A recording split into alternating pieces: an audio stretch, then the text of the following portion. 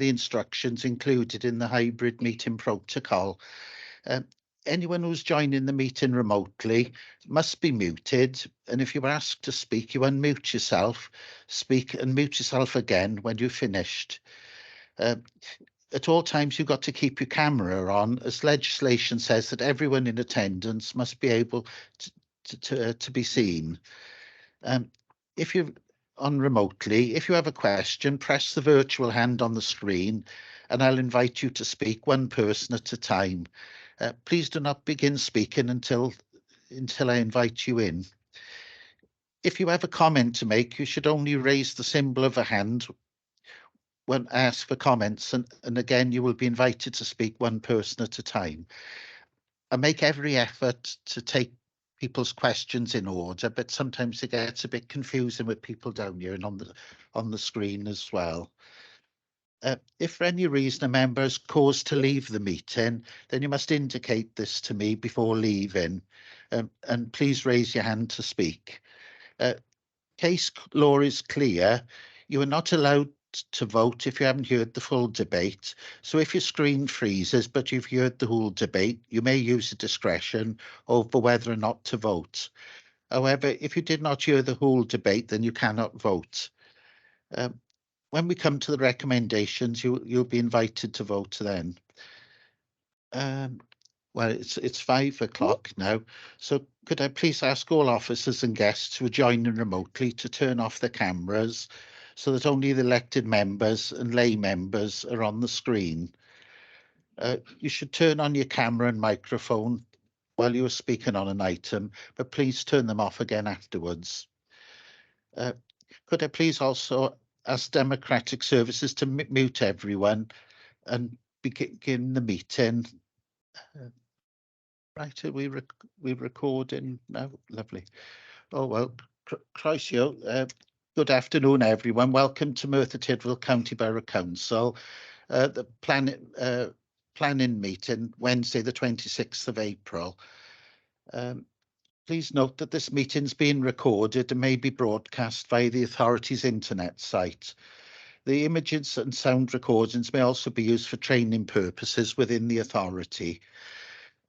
So the first item on the agenda is apologies for absence. I understand Councillor Jeremy Davis. Councillor Jeremy Davis sent his Chair. apologies. The second item on the agenda is declarations. Declarations of interest. I'll have to declare an interest on item P210194, the autumn leaves application. We just clarify what declaration yes, it's a personal and prejudicial interest, so I'll leave the meeting at the time. So, someone, second. We've decided to alter the order of the agenda. So the first item on the agenda is P220237, the Fossafran Land Reclamation Scheme, east of the A4060 Slip Road, Merthyr Tydfil.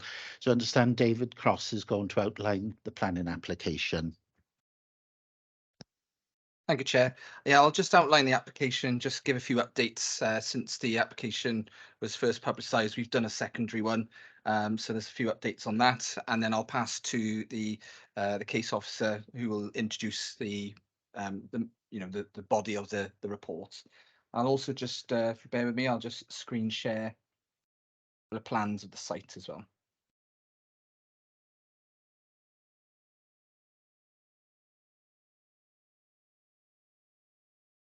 Before I just go into this, what you see before you now should be loading up in a second.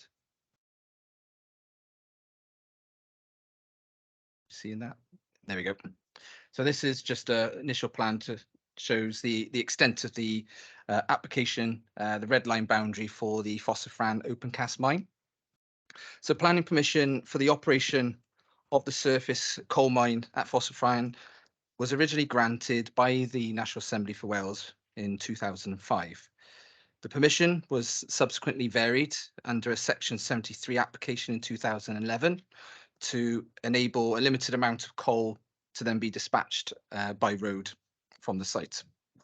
This is a further Section 73 application that seeks to vary condition 3 and 4 of that 2011 permission, which relates to the cessation of coal extraction and the completion of the land restoration.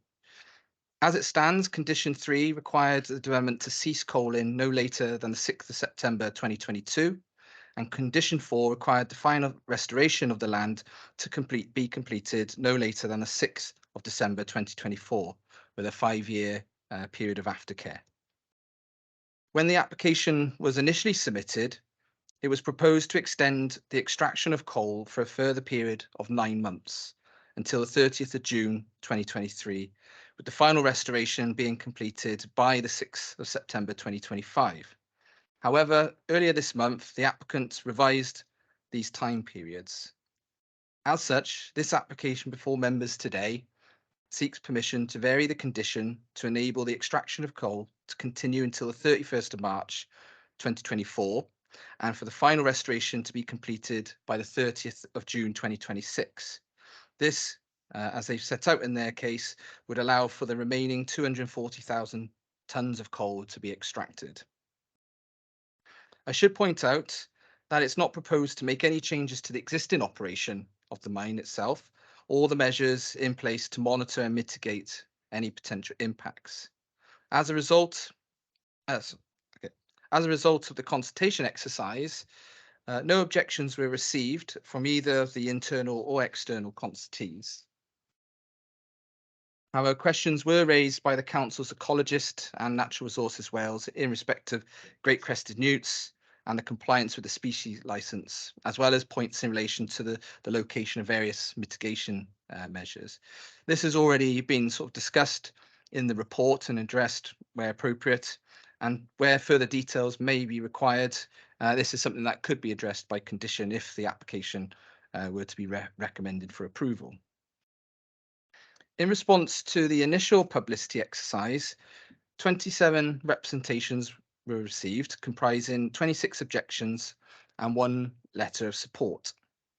Following the revision of the application, a further publicity exercise was undertaken, inviting responses no later than the 25th of April 2023. A total of 1,417 objections were received, which appears to represent views from various from persons from across the UK and abroad, so it's not limited to those in Merthyr.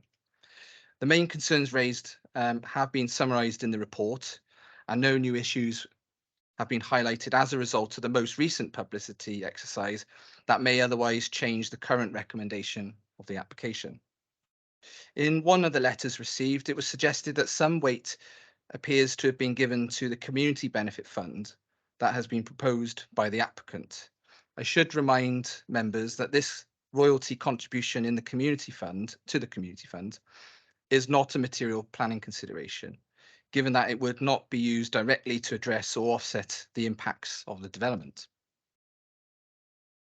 Following the completion of this report, the applicant has written to the Planning Division requesting a meeting be held before any formal decision is issued to discuss an organised and timely cessation of the mining operations. It has also been highlighted that they have concerns surrounding the weight we have given to exceptional circumstances, and they draw reference in particular to the need for their primary customer, Tata Steel, to import coal from America and Australia.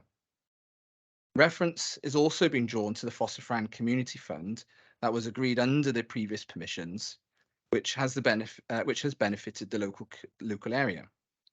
The applicant has indicated that they would continue to provide this financial contribution and considers this, along with the loss of 180 jobs, to be an exceptional circumstance. As already mentioned, the Community Fund is not a material planning consideration. No evidence has been provided to substantiate an immediate loss of 180 jobs if this application were to be refused. To date, of which the mining operations were expected, of which the mining operations were expected to cease, has been clearly set out from the outset as a condition of the planning permission. There also remains a requirement to retain staff as part of the full restoration of the site in any case.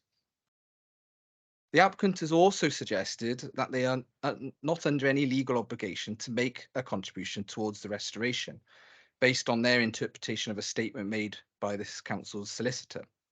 Despite this, the applicant has indicated that they would be prepared to make a contribution. This statement, however, runs contrary to the information submitted as part of the application, which indicated that no such contribution could be made as the development is already operating at a loss, albeit no evidence has been provided to support that claim either. The applicant invites us to suspend the planning committee until this proposal is discussed. It should, however, be noted that it's been open to the applicant to submit a unilateral agreement with the current application, setting out any contributions proposed, but no such agreement has been forthcoming. The points raised by the applicant have already been considered in detail in the report, and this does not change the recommendation that's been put forward. Before I pass you on to Hugh Towns, I'll just who will sort of go through the main sort of considerations of the application. I'll just take you through a couple of slides just so you have a an understanding of the context that we're looking at. So this plan here is the black outline as the previous plan. That's the extent of the mining facility, and you'll see that there's a dotted. You'll see there's a dotted line, the orange pecked line. This is essentially the area of which the coal extraction currently takes place. So it's not proposed to extend beyond this boundary. There are 3 overburdens then, which is the material that's come out of the hole, which has disappeared, which are located sort of in the areas surrounding that.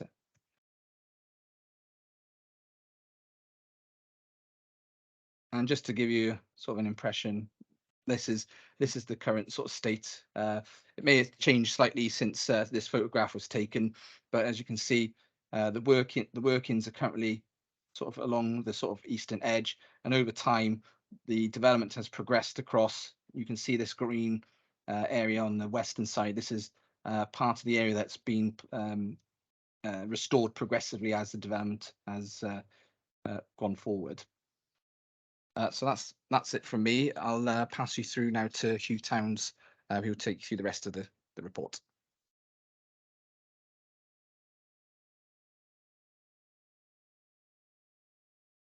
Hello, are you able to hear me? Yes, Yes. thanks. Okay. Thank you, David. Thank you, members. Unfortunately, I'm not able to be there in person because COVID has finally tracked me down, but I'll do my best to go through this without any too much difficulty.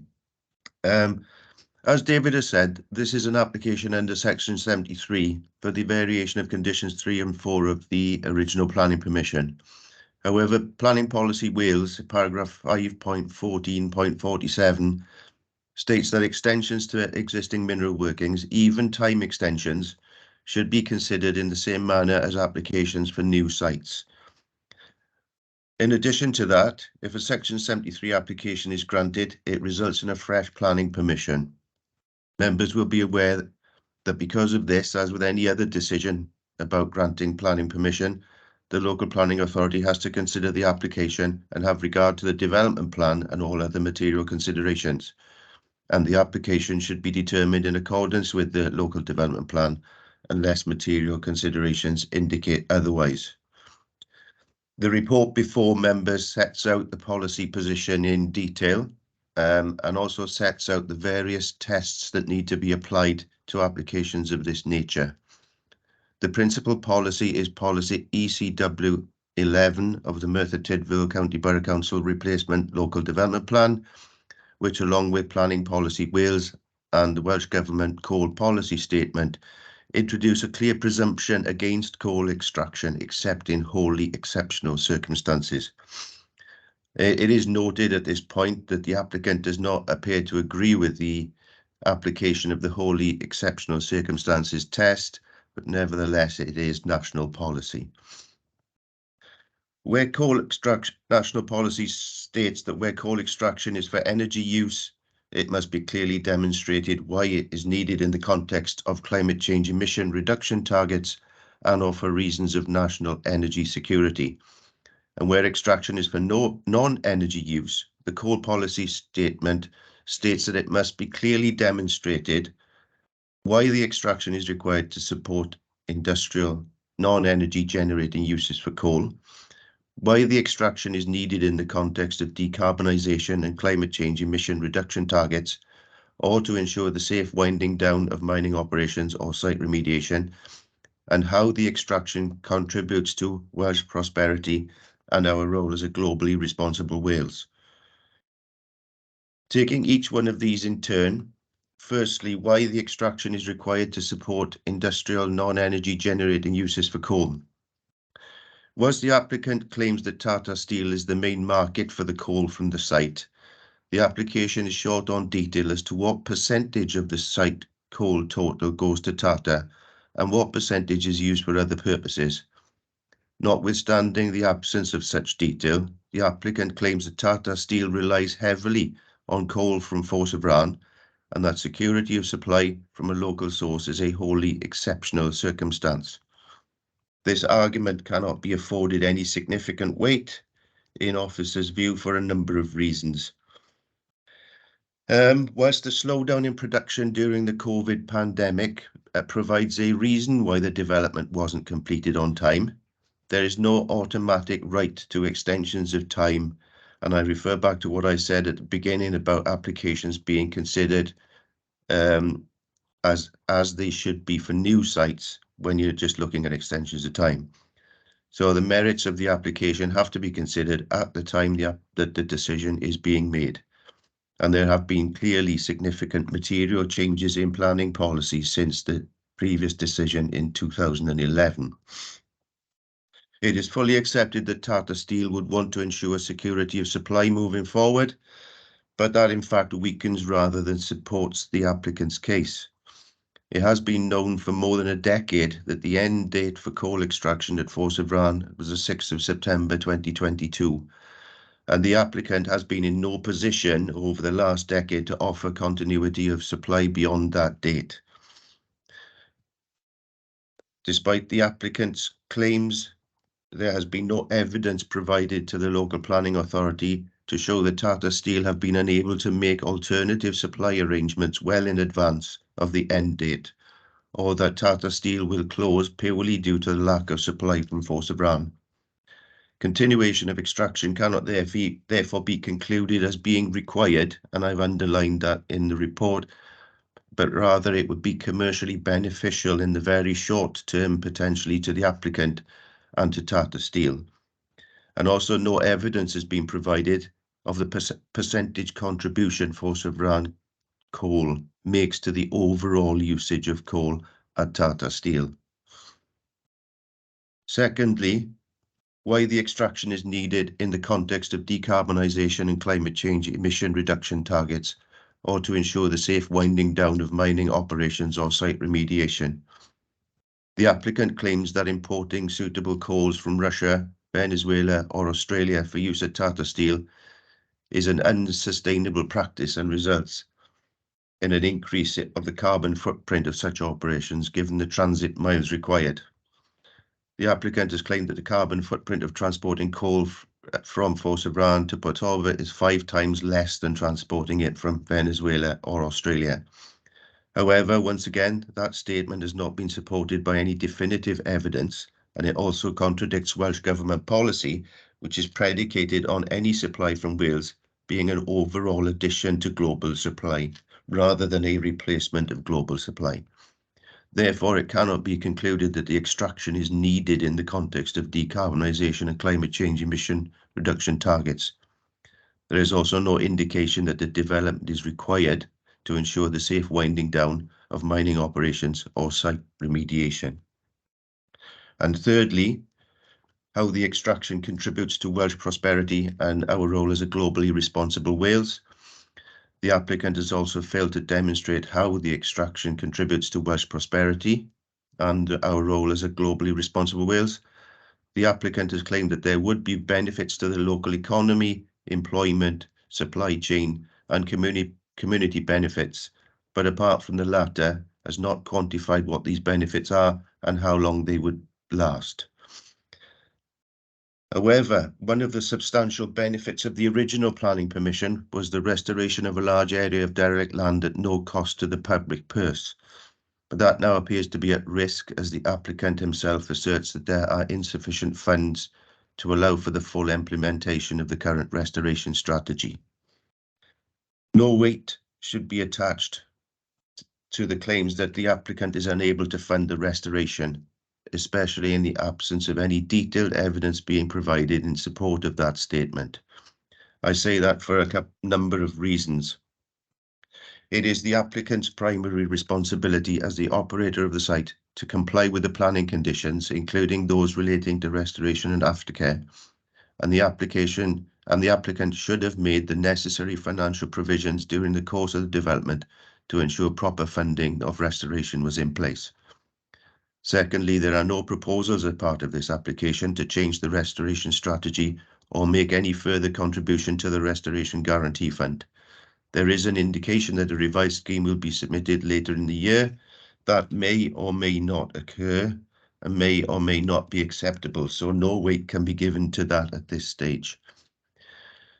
The very real risk that one of the substantial benefits of the original scheme not being delivered there is a very real risk that one of the substantial benefits of the original scheme will not now be delivered and then therefore will not contribute to Welsh prosperity.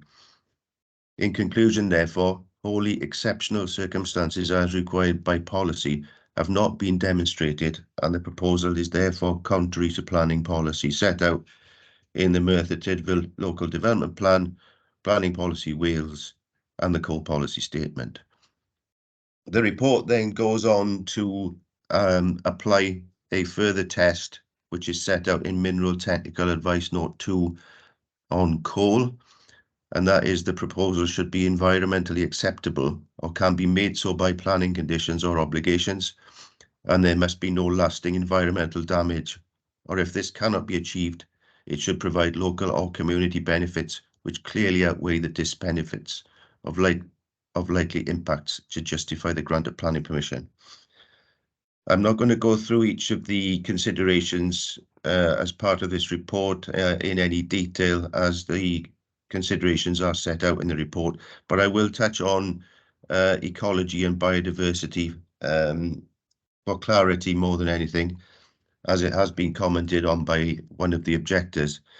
In the report, starting on the bottom of page 34, it confirms that the environmental statement addendum concludes that there are no additional impacts associated with the extension of time application on ecology and biodiversity, and that the council ecologist has confirmed that this is a reasonable conclusion. And it also confirms that restoration would provide for biodiversity enhancement. On that basis, the Local Planning Authority has complied with its biodiversity duty under the Environment Act. However, Natural Resources Wales, as a competent authority, has issued a species licence in relation to great crested newts. That licence ensures the conservation of habitats and species regulations are complied with. What the report seeks to point out is that it's for Natural Resources Wales to monitor the conditions of that licence and take action against the offender if there are any breaches of the licence. The Local Planning Authority should not seek to duplicate these controls, and it is not for the Local Planning Authority as part of a planning application process to monitor compliance with a species licence or require monitoring which should be taking place in any event. It is sufficient for planning purposes that a licence is in place to protect protected species. The main issue relative to this MTAN2 test is again the uncertainty over restoration and aftercare. Planning Policy Wales states that one of the key principles of the policy is achieving without compromise a high standard of restoration and aftercare so as to avoid dereliction and to bring discernible benefits to communities, heritage and/or wildlife, including beneficial after uses. Unless new mineral extraction provides satisfactory and suitable restoration, planning permission should be refused. This is a clear and unequivocal statement in planning policy. there is a responsibility on operators and landowners to ensure that sufficient finance is set aside to enable them to meet their restoration and aftercare obligations. As David has mentioned, the applicant considers that he's not obliged to provide financial security as part of the application. However, as set out in the report, the Mid-Glamorgan Act of 1987 states that planning permission for development which consists of or includes the winning and working of coal or other operations in, on, over or under land for or in connection with such winning and working of coal may be granted by the local planning authority subject to the requirement, and it is a requirement, that the applicant or any other person who carries out the development shall provide to the satisfaction of the local planning authority security for the performance of any conditions relating to landscaping or the preservation, restoration and reinstatement of the land, including restoration and aftercare conditions. Officers have requested details of the applicant's proposals for additional restoration guarantees, and the formal response was that no additional funds were proposed. The applicant has now indicated, as Dave mentioned earlier, that he is prepared to discuss a contribution, but despite the application being in since September last year, no details have been submitted to support that commitment or indication. Therefore, based on the uncertainty over the application's proposals to secure the completion of the restoration, it cannot be concluded that the proposal is environmentally acceptable or can be made so by planning conditions or obligations, so that there is no lasting environmental damage. This is contrary to the requirements of policies ENW 5, ECW 11 of the LDP. The second test in paragraph 45 of Mineral Technical Advice Note 2 must therefore be applied, in that the proposal should provide local or community benefits which clearly outweigh the disbenefits or likely impacts to justify the grant of planning permission. Whilst the applicant has indicated that the Community Benefit Fund would continue, this is a relatively small amount over a short period and could not be considered to be outweigh the disbenefits outlined above. Moreover, as David mentioned earlier, community benefits are not a material planning consideration in the determination of this application and should not form part of the decision-making process. The proposal therefore also fails this test as set out in MTAN 2. The applicant, David also mentioned, the applicant has been critical of the failure of the report to reference the £7 million of community benefits associated with the existing scheme. However, it is not mentioned as it is not a material planning consideration and is not relevant to the merits of this application. In conclusion, Section 38 of the Planning and Compulsory Purchase Act 2004 requires that in determining a planning application, the decision must be in accordance with the development plan unless material considerations indicate otherwise. The report sets out the clear policy conflict. The presumption in national and local policy is against extraction, and the applicant has failed to clearly demonstrate wholly exceptional circumstances which would justify an approval in this case. It has not been clearly demonstrated that extraction is required to either support industrial non-energy generating uses for coal. Extraction is needed in the context of decarbonisation and climate change emission reduction targets, or to ensure the safe winding down of mining operations or site remediation, or that the extraction contributes to Welsh prosperity and a globally responsible Wales. In addition, local planning authority are entitled by law to require financial contributions towards restoration, and in the absence of any tangible evidence that a suitable contribution will be made, the proposals are not environmentally acceptable, as they do not include acceptable guarantees for final restoration, aftercare and beneficial after uses, which would prevent lasting environmental damage, contrary to policies ENW 5 and ECW 11. There are no material planning considerations that are considered to outweigh this policy conflict, and therefore, members, the recommendation is to refuse for the two reasons set out in the report. Thank you. Thank you, Mr. Towns.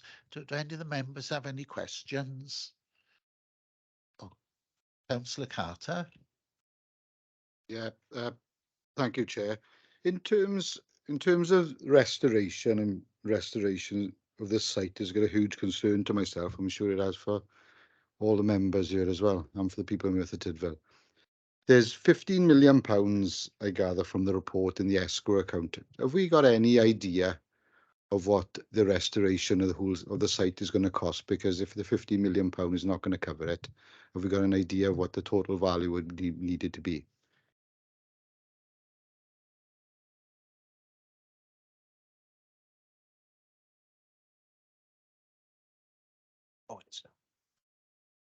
Hugh, do you want to come in and respond to that, please?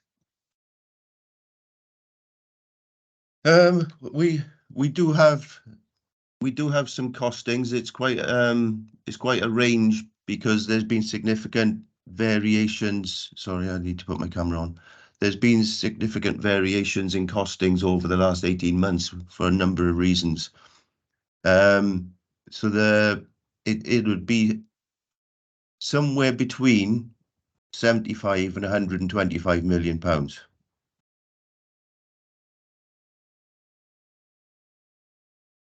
Any follow-up questions? Yeah.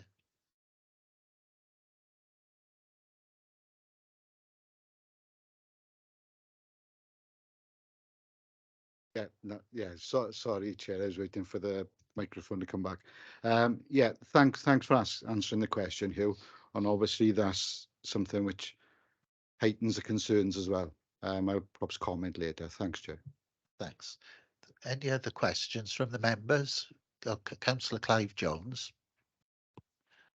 Thank you, Chair. I've got two questions. One is on page 21, and it lists there the 11 concerns of the objectors. One of them, and I quote, "The owners are excavating outside the permitted area." Could the planning officers advise the planning committee whether that is correct and whether that's been checked out? My mic on? I think your mic's on as well. I recently contacted the Coal Authority to just establish if they were aware of any change or deviation in the coaling operations. They indicated, as far as their understanding, that the coal extraction is still within the permitted area as per their license, their coaling license. Okay, thanks. And my second question is a follow-up to the question with Councillor Carter, because it is extremely important. And I'll quote on page 36, fourth paragraph down, what it states there. The current financial security is in the form of an escrow account, which has built up over the course of the development to £50 million. It is accepted that this is not sufficient to fund the full restoration cost, and as set out in PPW11, there is an expectation on the operator stroke landowner to ensure sufficient finance is set aside to meet their restoration aftercare obligations. We've just heard what the estimated cost of that is.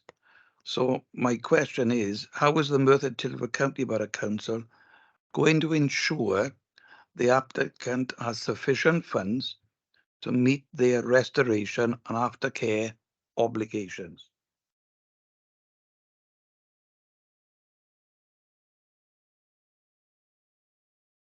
Does Hugh Towns want to come in on that, please?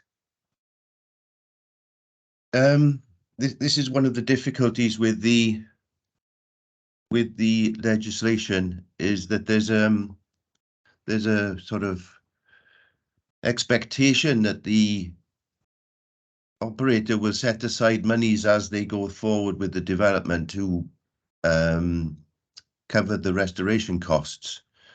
However, there's very little Merthyr Tydfil County Borough Council or any other county borough council could do to force them to put that money aside.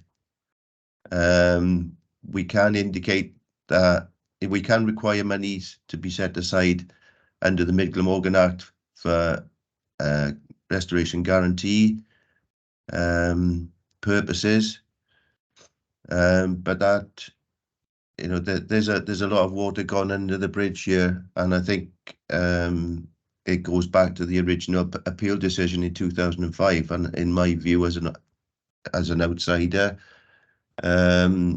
insufficient money was set aside at that time, which meant it was always going to be very difficult to be able to ensure the restoration took place.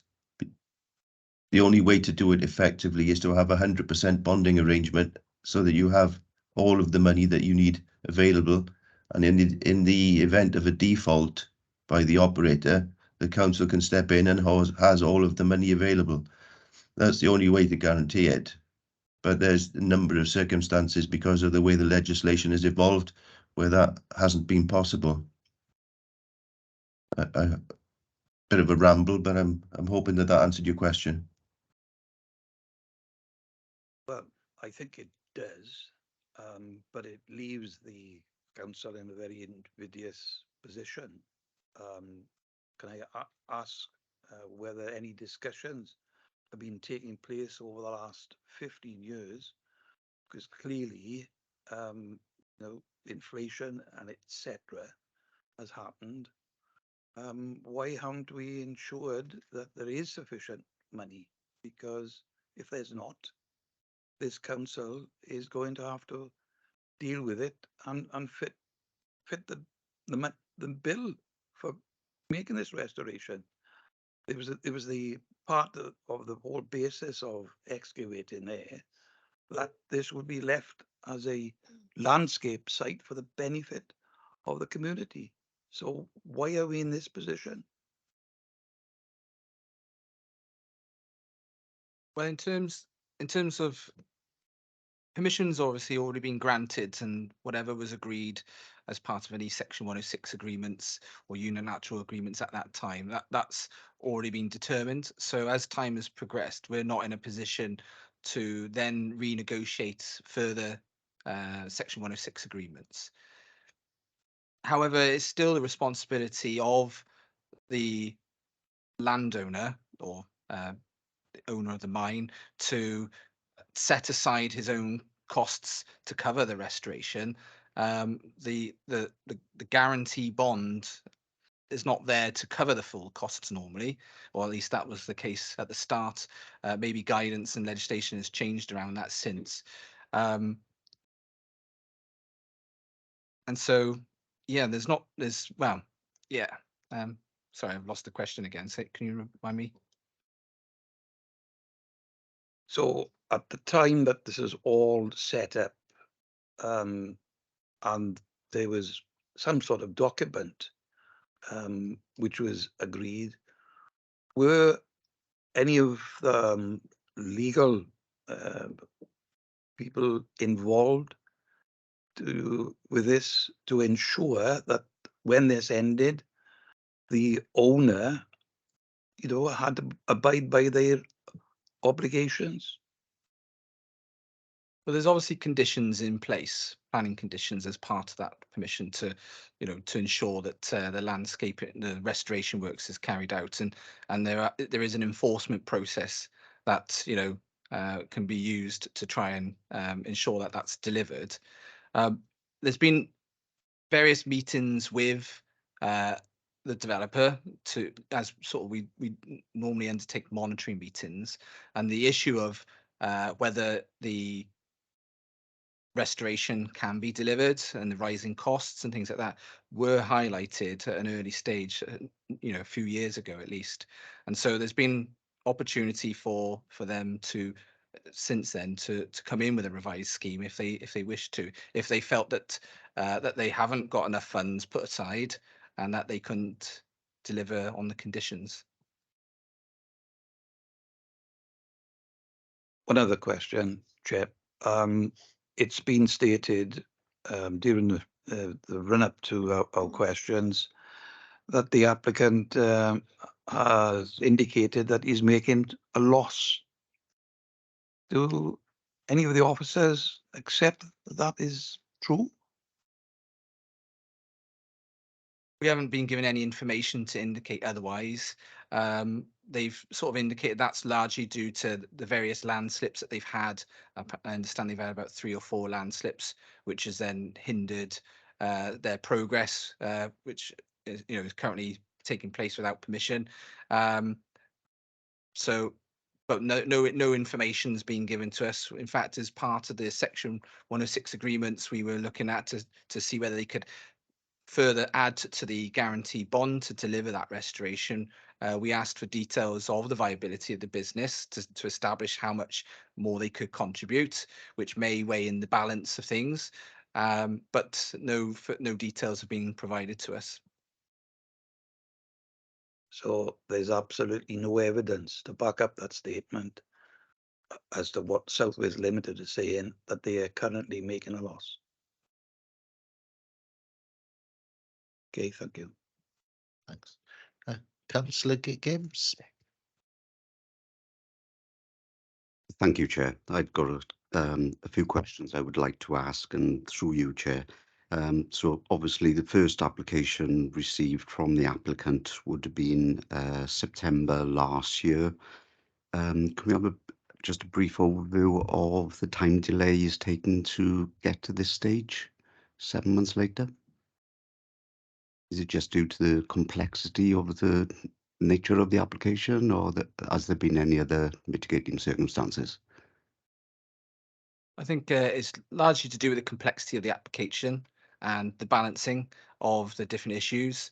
There's been changes to the scheme itself, with the changes to the timescales of when they wanted because originally it was permission was sought for a 9-month extension, and that's obviously been altered. And as part of that process, we've obviously had to do further consultations, and also at the time we've had other instructions from the Welsh Government holding directions, which we've had to consider, and there was also a direction from the Welsh Government as to whether they would give another opinion as to whether an EIA was required. So all of those sort of things have come in throughout the process, and we've had to sort of take that into consideration.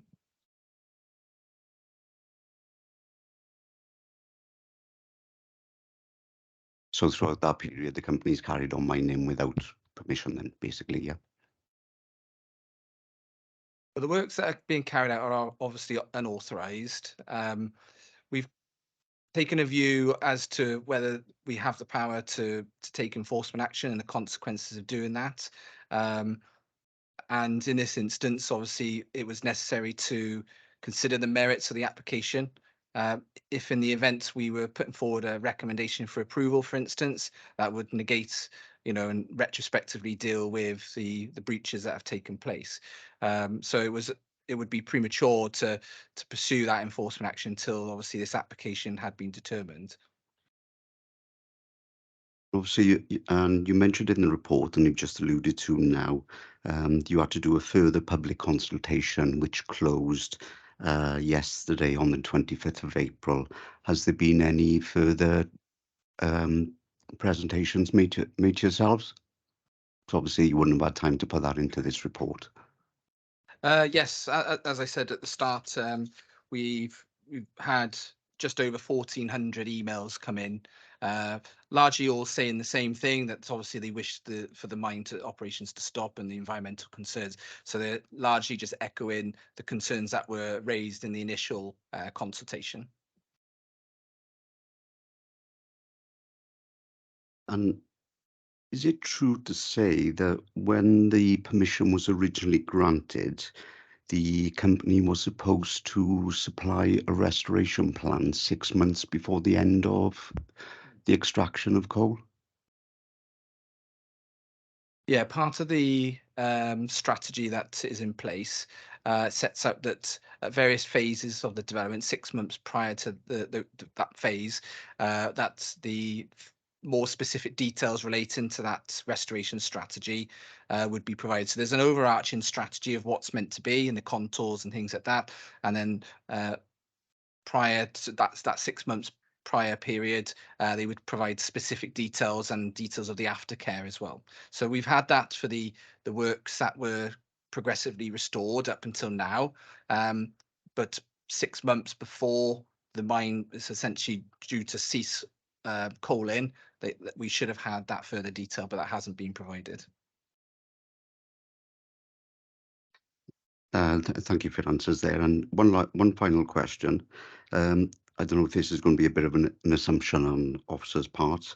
Is it fair to say that a large portion of the coal used by Tata Steel is already being imported? I appreciate we don't know what the percentages are being provided by Phosphofran, but is it still fair to say that Tata Steel is still importing coal to continue their operations? I'm not aware myself, but I don't know if Hugh Towns wants to come in if he's aware of that situation.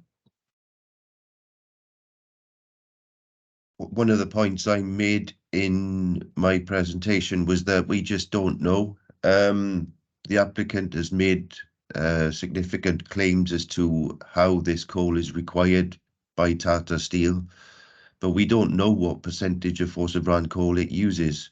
It may well be that they, 10%, 20%, 40%, we don't really know, but I would imagine that there is coal being imported already. That would be my assumption, and it is an assumption. But as I said in my presentation, there's no indication that as of September last year that Tata Steel hadn't made advanced preparations for security of supply in the event of Phosphofran ceasing on the date it was intended to cease. And there's no evidence that security of supply is at any risk.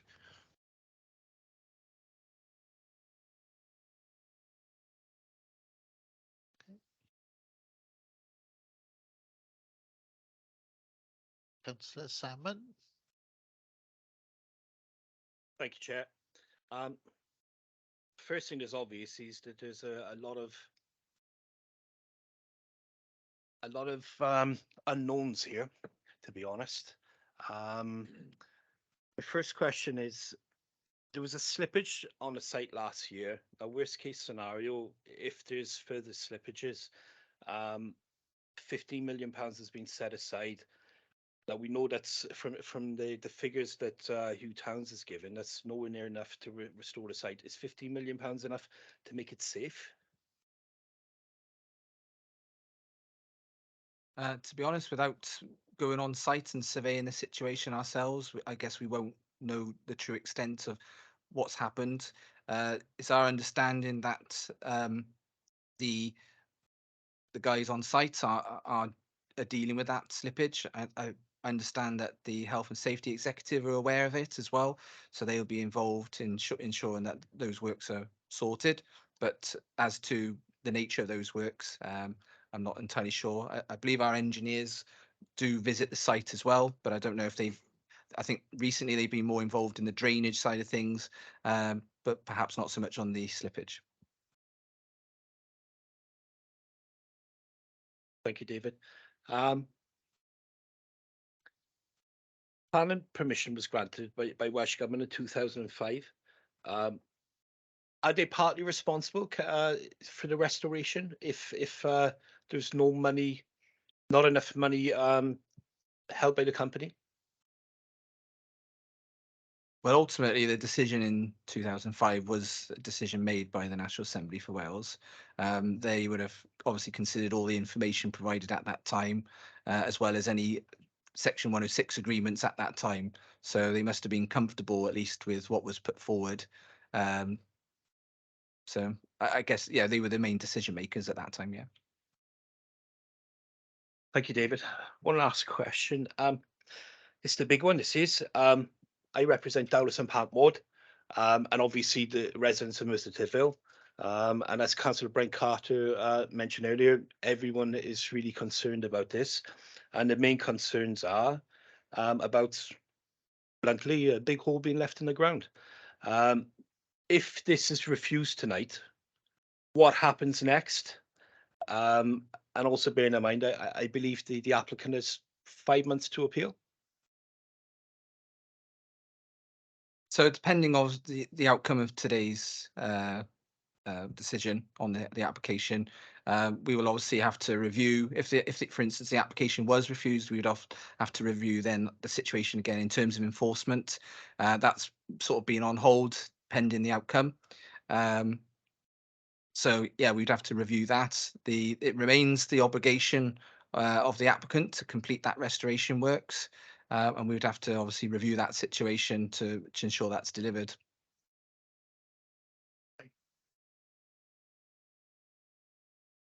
Thank you, David. Thank you, Chair.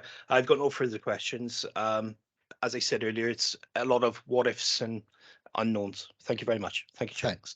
Councillor Brent Carter. Yeah, thanks, Chair. I just wanted to further elaborate on Councillor Gibbs's question.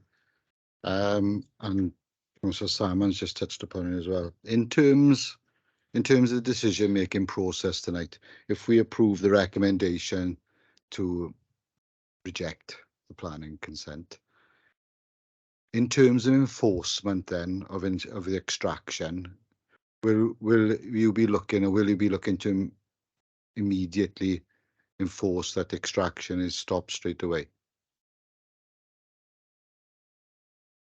We have got a meeting booked internally to review the enforcement situation. There is obviously, as part of that enforcement process, there is usually a period of where you have to give them a sufficient time to comply with it, and then they also have the option to appeal the enforcement notice and the planning decision. In terms of ensuring that operations cease, that's something we'll have to look at and determine what powers we have, you know, to ensure that any enforcement is complied with. Yeah, just to follow up on that then, David. If you're looking at an appeal process and you're looking at sitting down together and talking about where you look at with the enforcement, what sort of time scale are you looking at then to give us some understanding and some clarity of where we're actually looking at? And are they allowed to carry on extracting during this process? Well, they've not been able to continue extracting since September, so obviously that we'll have to look at ways of how to address that in the first instance. In terms of timescales, it's difficult at this stage to specify that. There are a couple of sort of enforcement avenues that we can review, and we need to obviously take advice as to which is the best course of action. Thanks, Chair. In light of that response, can I perhaps suggest that this is given a priority? Thanks. Councillor Michelle Jones.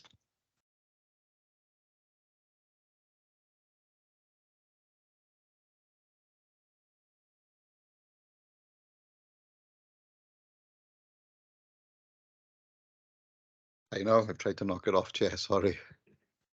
And remotely, Chair.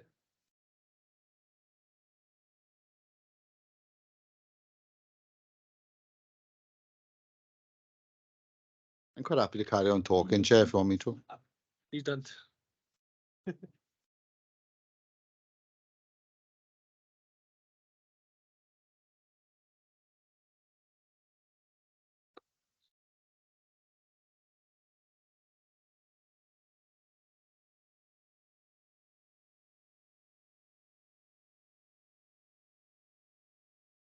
Right.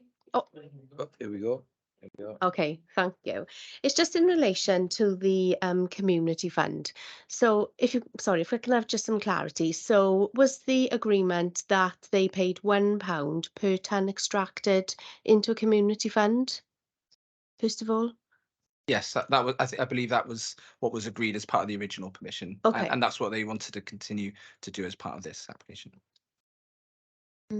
According to the report here, since September 22, since the 7th of September 22 to 31st of March 22, they extracted approximately 199,000 tonnes. So does that mean that they've given us £199,000 into our community fund in the last couple of months?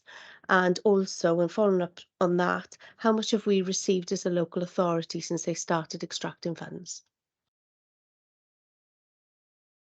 Yes. No money's been received since last September. In relation to the amount of money that's been received into the community fund, I'll have to ask our chief accountant to provide you with that information. It is readily available, but I don't have it. Okay, but as far as we are aware, have they kept to their side of the bargain since they started extracting coal? If I were to be when Miller Argent were the landowner, there was no issue with the money being paid. In relation to the community fund payments due since it changed hands, then we have received the money, but that is usually after we've had to take court proceedings. Thank you, Chair. Councillor Clive Jones. Thank you, Chair. I just want to pursue the point of enforcement. Can the officers tell the planning committee what powers there are there in legislation to carry out enforcement action? I simply can't believe that we haven't got powers under various acts. So the question is, are you saying that there are no powers available to us as a council to ensure that enforcement action is taken? And I would say, if the decision tonight is to refuse, that we need to do that ASAP. We do have powers, obviously, to take enforcement action. My understanding at the moment is you can go down the lines of a breach of condition, because obviously that was one of the things in terms of the cessation of coal-in. You can also serve an enforcement notice, and you can set out the terms of what's required to do and the timescale to do that, which is one of the complexities of it, because if you wanted, for instance, to ask them to restore the site, the period of time that you might ask them to do that might be quite lengthy, and you wouldn't want to then wait to the end of that time period to establish whether they've actually complied with it or not. So we've got a meeting with council to seek council advice on the best way to sort of approach that. But if the application was refused, we would obviously be looking to take some sort of enforcement action for sure, with urgency as well. Councillor Salmon. Thank you, Chair. Just following on for Councillor Clive Jones. If the council were to take legal action, what are the likely costs of that to the local authority?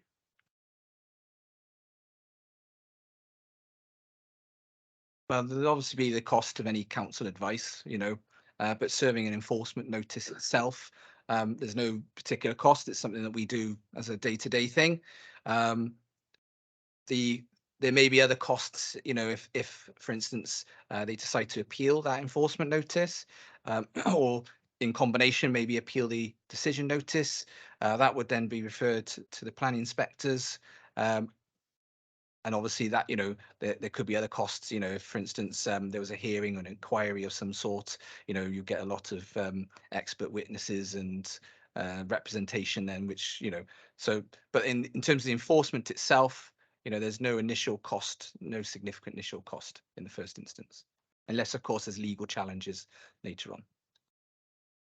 So it is possible that maybe if we went down the avenue of enforcement, that we wouldn't be able to afford it. I mean, I wouldn't like to say if there was legal challenges, what the costs would be for that. But as I say, there's no real cost for actually serving an enforcement notice. It's just if they don't comply. I think the other thing that needs to be said, Declan, of course, is if the landowner were to appeal the notice and was unsuccessful and the matter went to a public inquiry, we would seek to recover as much of our costs as we could from him. Whether we'd be able to recover them is a different matter. Question, Chair. The £15 million that's in an escrow account, is that money that's actually held by the local authority or held by the company that is doing the work? No, it's held in an escrow account. The whole purpose of an escrow account is it's there if someone should need to call on it. It is held by, I'm fairly sure it's Barclays Bank. we would call on it if and when Mr. Lewis defaults in order to go towards the restoration. Sorry, Mm. what I'm getting at is, could Mr. Lewis call on it before the council calls on it? Call on it if he supplies the council with a satisfactory restoration strategy, which is approved by the local planning authority. So he can't draw down on any of that money prior to that being approved. And even when it has been approved, there are certain terms within the agreement which dictate how that money can be withdrawn. Thank you, Gary. Thank you, Chair. If there are no more questions, are there any comments? Oh, Councillor Malcolm Colburn. Yeah, thank you, Chair. Since it opened in 2007, Fossa Fran has provided good quality, well-paid jobs, and the whole of the county borough has benefited from their community fund, and we're very grateful for the support that's been given. However, times have changed, the world has moved on, and we've become much more aware of the causes and effects of climate change and global warming. On the 29th of April 2019, Wales became the first country in the world to declare a climate emergency. If this declaration is to have any real meaning and is more than just empty words, we need to take action, and we need to take action now. We have to leave fossil fuels behind us and look at renewable alternatives. Merthyr Tydfil is at the forefront of the industrial revolution, but now we need to show that we are globally responsible by being at the forefront of a new green revolution. Tackling climate change isn't just the responsibility of individuals and pressure groups, it's the responsibility of local councils and national governments. We're the ones who make the decisions, and we're the ones who can make real change happen. Welsh Government policy is that the presumption will always be against the extraction of coal, including extension of existing operations, and that in future coal mining will only be permitted in exceptional circumstances. I don't believe this application meets that test, and so tonight I'll be supporting the officer's recommendations and voting for refusal of the application. Thank you, Chair. Councillor Clive Jones. Thank you, Chair. The whole report, throughout that, there's been no evidence on behalf of the applicant, the owner, to support a lot of the statements and what's been evidenced and been said by the officers this evening. As Councillor Colburn has said, the world certainly has moved on in the last 15 years. Climate change is with us, and the whole world is trying to tackle it. As I said, the applicant has submitted, in my view, no evidence to support this application. And on page 37, it's been referred to by Councillor Michelle Jones. First paragraph, last sentence, I quote, "The applicant has recently stated that over the period from the 7th of September 22 to the 31st of March 23, some 199,307 tonnes of coal have been produced, which implies that the residual amount of coal remaining is in the region of 40,000 tonnes. That's the applicant has stated that. So there's very little coal, according to that statement, from the applicant left there. Frankly, I support the recommendation for refusal tonight. Thanks, Councillor. Councillor Declan Salmon. Thank you, Chair. Following tonight's decision, there will be more questions than answers for residents. Let's be completely honest, mining at this site has been controversial from day one. Planning permission granted by the Welsh Government in 2005. A local resident, Elizabeth Condren, then took the Welsh Government and the mine owners Muir Argent to the High Court. One of the reasons for lodging that appeal was that the chairman of the Planning Decision Committee, the future First Minister, was, I believe, said to have been predetermined. The planning application was then allowed by way of an appeal decision in 2011. It was also reported by the BBC and Wales Online that a former Assembly member received a £10,000 donation from a businessman connected to the Phosphorus mine. The people of Merthyr Tydfil were assured that this site will be landscaped, but it's been pointed out there's not enough money to set aside to do this. £15 million has been set aside to landscape the area, but in reality, we've heard tonight there's between 75 and 125 million. What a mess. From the very beginning. I've got nothing else to say. Thank you, Chair. Thanks. Councillor Ernie Goldsworthy, who's online. Yeah, thank you, Chair. During the 1990s, we lost our collieries and most of Hoovers. This was the reason we approved coal reclamation years ago. Time moves on. I believe we refused this application by using just looking at the report on page 38, the proposed development fails to provide an adequate contribution towards the restoration, aftercare and after use of the site. Therefore, no local or community benefits would be provided and clearly outweigh the disbenefits of the lasting environmental harm of the development. So thank you much for my words, and I refuse the application. Thank you. Councillor Kevin Gibbs. Thank you, Chair. As already been stated, we are in the middle of a climate emergency. And to that end, Welsh Government did issue a strong directive that any coal mining can only be made on a wholly exceptional circumstances. And I don't feel, going through this report today, that this applicant has actually listened or taken any notice of those wholly exceptional circumstances. And also, this applicant has had 16 years to set money aside for this restoration project. You can't turn around and say he didn't know about it, because it's clearly been evident there from the start. And therefore, I don't see how a further period of 18 months, which now equates to only 12 months, is actually going to make a difference, especially when the director has already taken £75 million out of the company in the last 5 years. And therefore, I will be supporting the officer's recommendation to refuse this application. Thank you, Chair. Councillor Brent Carter. Yeah, thanks, Chair. Probably be remiss of me not to say a few words tonight.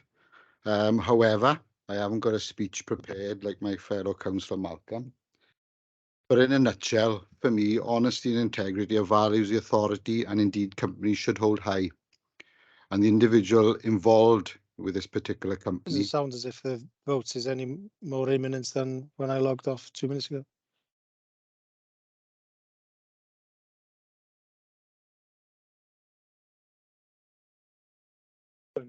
Okay, shall I start again? I'll just carry on. Yes, if it's again, sorry about that. I'm used to being interrupted. I know I'm quite used to that in the house and things as well. But hey ho, in terms of honesty and integrity, I was talking about the authority and indeed companies and individuals involved with those should hold those integrities to the heart.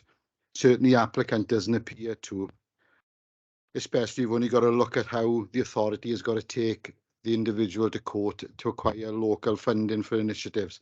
Therefore, I won't be supporting I will be supporting the recommendation that we refuse tonight. Thanks, Chair.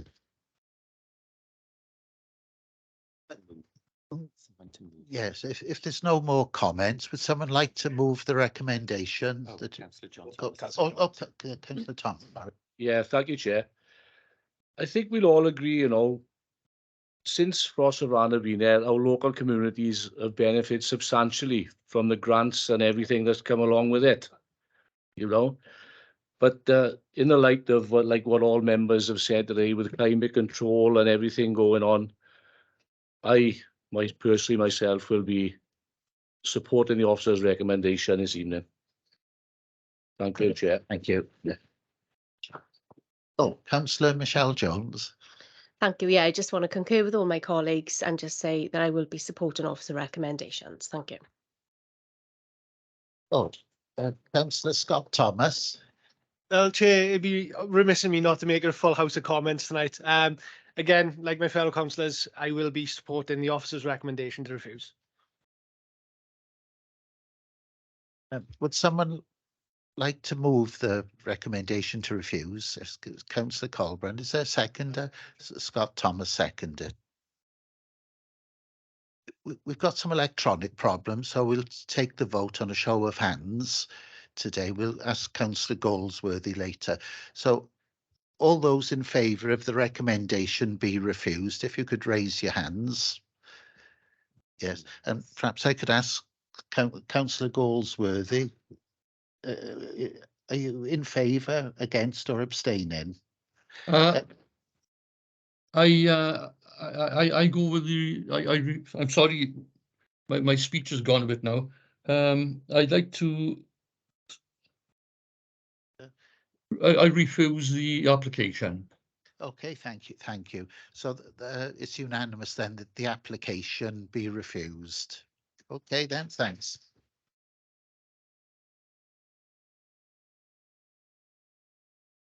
So thank you for everyone coming tonight. You can stop for the rest of the meeting if you want to, or you can go. Yes. Right, bye.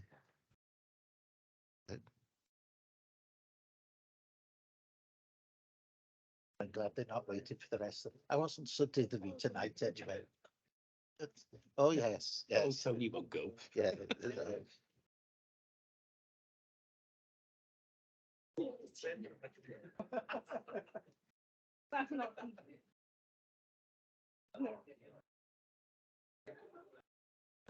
No, it's well humoured, really. I think it's because they're mainly local people, really.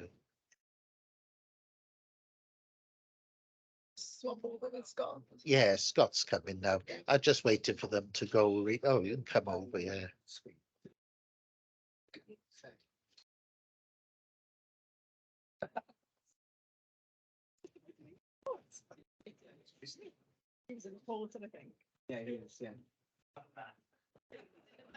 There you are then. Yes, I was just waiting for them to go, really. Clive doesn't want to get caught in a stampede. No.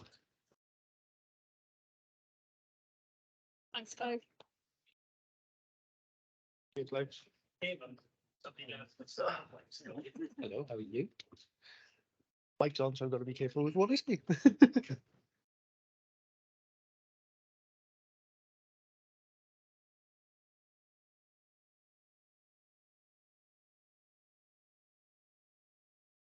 So just waiting for Councillor Terry to evacuate the chamber.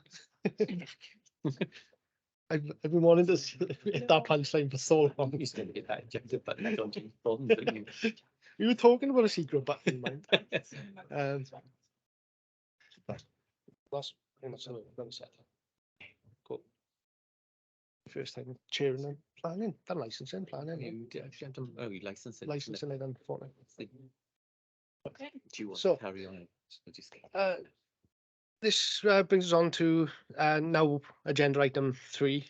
This is the plan application P210194 for Autumn Leaves Growan Lane, Kevin Coyd, and I'll be handing over to David Cross to outline the application. Thank you, Chair. A slightly shorter presentation this time. Just screen share again some plans. So this application relates to an existing property set within a generous curtilage located in the area of Kevin Coyd. As you can see when it comes up now, if it comes up. Okay, so as you can see there, the area outlined in red is the extent of the application site. You've got the existing residential property at the southern part. There's a existing building in the top left corner, which provides existing holiday accommodation, and the proposal relates to the building in the sort of top right-hand corner. So full planning permission is sought for this single-storey building to provide holiday accommodation with 3 double bedrooms. The building, as I say, is located in the northwestern corner of the garden area, and the proposal also includes the provision of 2 parking spaces to the front of the property at the bottom there. It's acknowledged that no objections have been raised by the relevant consultees, and no objections were received from the neighbouring residents as a result of the publicity exercise. The development is located in the settlement boundary, where the provision of tourist accommodation is generally supported. The proposed building would not adversely impact on the character or appearance of the area, nor would it give rise to any significant impacts in terms of overbearing or overlooking concerns with the neighbouring properties. No highway safety concerns have been highlighted with the existing access into the site, and as I say, there's sufficient on-street parking provided. So for the reasons set out in the report, it's recommended that the application be approved, subject to the conditions on page 11 and 14. Just to go through a few more slides. So this just gives you an aerial view of the site itself, and you can sort of see I think there's an existing greenhouse just in the corner by the trees, and the proposal is just to the side of that. So here you have a sort of to load up. Here you can see that the location of the building in relation to the other buildings within the site, and the parking there. There's existing parking for the residential property as well as parking for both holiday accommodation units.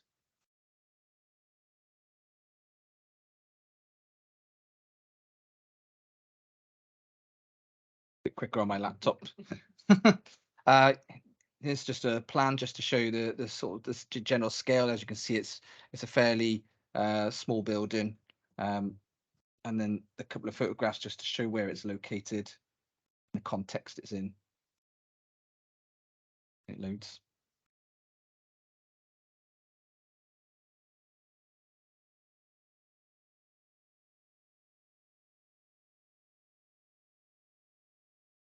Okay, so the picture on the left, that's the existing property. There's a garage, double garage to the side of it with a flat above, which you can see the sort of little veranda there.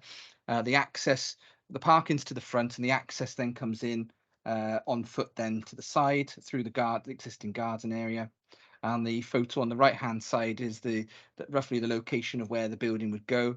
So as you can see, notwithstanding the fact that it's only single story, a large part of the boundaries are already screened, so the development itself will be somewhat fairly discreet within its surroundings. If you have any questions, thank you. Yep, so questions from members. I got Councillor Clive Jones.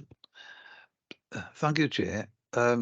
Just to be so got clarification. You mentioned there'll be 2 parking spaces with it. I presume that parking spaces are perhaps just inside the existing gate entrance, and then whoever stays there will there's a footpath up to the what will be the new property. Is that correct? So clearly the parking spaces are not right next door to the new build. There is a little bit of a walk to get to it. Is that correct? Yeah, so I've just returned to the site plan. So you can see there's a number of parking spaces numbered 1 to 8. Parking space 3 and 2 at the bottom end. There's quite actually an extensive front garden area, so there's plenty of room to provide the additional 2 parking spaces, and there's room there for the vehicles to turn around within the site. And then just to the one side here, this is the access that is the existing access that leads to the back of the site essentially. So that would be where the future person staying in the accommodation would get to that. Any more questions? No. Right, we'll go on to comments then. Right then. If no more, can I get someone to propose the recommendation, please? Councillor Gibbs, thank you. And seconder, Councillor Clive Jones, thank you very much. Let's take that to the vote then. All those in favour? And Councillor Goldsworthy, I can see you got your hand up. Thank you very much. We'll take that as you supporting in favour. Thank you very much. Yeah, we'll call Clive back in now. If you don't mind, Mike, thank you.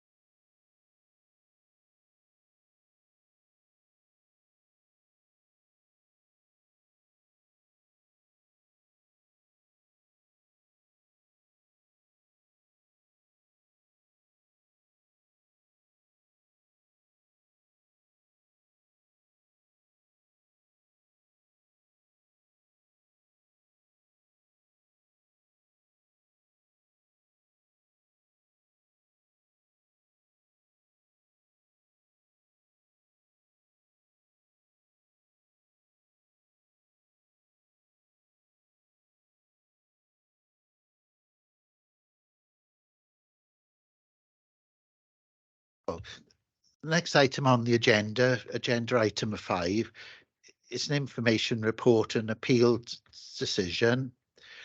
Item number 6, again, is an appeal decision and information report.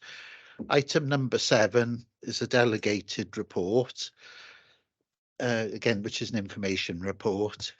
And item number 8, any other business. I've not got any other business, so no one else has. So I'd like to close the meeting then, thanks. Okay, thanks. Yes, yes. Yeah.